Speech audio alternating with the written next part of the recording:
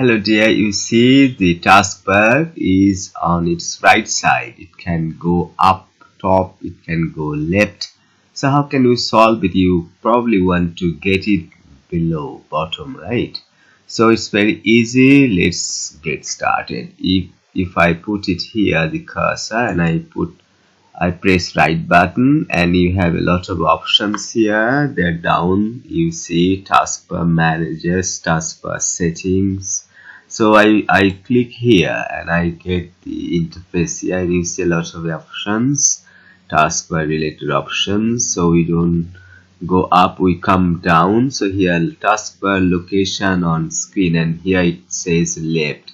So I press it here and you have options left, top, right, bottom. So I just press bottom and that's it. You have seen that this taskbar is at the bottom. So this is very easy. Please subscribe to my channel. Thanks for watching.